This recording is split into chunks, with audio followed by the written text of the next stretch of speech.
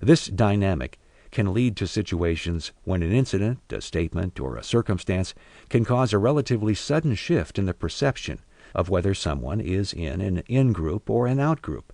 Whether we look at past events like the O.J. Simpson trial, or more recent ones like the shooting of Michael Brown in Ferguson, Missouri, or the Colin Kaepernick-inspired protests by football players and other athletes, black and white people who had felt connected before the incident often found themselves suddenly feeling different from each other afterward, knowing that there were two completely different reactions based on race, the level of trust they had in the police or justice system, and how it impacted them personally. Outgroup homogeneity. We also relate to groups differently, depending on both their in-group, out-group status and their dominant, non-dominant status in our societal structure. For example, in the United States, whites, men, heterosexuals, and Christians are dominant cultural in-groups based on their prevalence and power.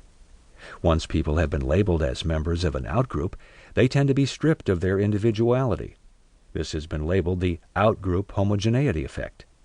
We tend to see the groups to which we belong as a collection of diverse and unique individuals, while other groups are perceived to be a uniform assortment of clones and sycophants, predictable, derivative, and otherwise unoriginal. Taken to the extreme, de-individualization leads to dehumanization, which has obvious large-scale consequences, as proven throughout history. Think about how much easier it is to distinguish people of one's own race versus distinguishing those of a different race. All of the statements that we have heard about how all of them look the same bear this out.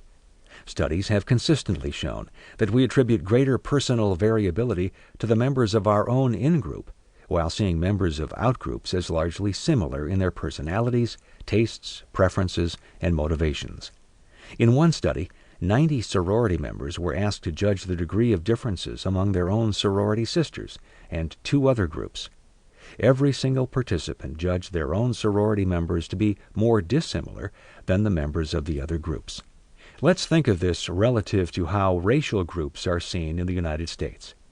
Who is more likely to see the differences between African Americans, Caribbean-born blacks, and African-born blacks? People from those groups or people from other racial groups? The same is true for Hispanics or Latinos from Cuba, Mexico, and Puerto Rico, Asians from China, Vietnam, Korea, or Japan, and whites who are Jewish, Mormon, or Catholic, and from completely different cultural backgrounds. From the outside, many of these groups seem homogeneous, but from the inside we know that significant differences can exist. An unfortunate consequence of the outgroup homogeneity effect is that it makes it easier and more automatic to stereotype groups of which you do not consider yourself a member. If we already tend to view members of outgroups as being homogeneous, deploying stereotypes becomes not only easier, but in a sense a logical, though problematic, labeling device. As I wrote in my book, Everyday Bias, this stereotyping contributes dramatically to conscious and unconscious biases that impact not only our beliefs, but our behaviors as well. Even if you are a member of a group, your survival isn't guaranteed, especially if your identity is aligned with a non-dominant group. People who are in outgroups societally have to pay more attention to group identity in order to survive than do people who belong to in-groups. If you are a woman in a predominantly male environment, it is more necessary for you to pay attention to the gender dynamics of the group in order to be safe and successful in it. This concern is exacerbated by public examples of misogyny or sexism, as we have seen with Bill Cosby, Roger Ailes, Bill O'Reilly, and Harvey Weinstein, and as we saw during the 2016 presidential election with Donald Trump. The same is true for race.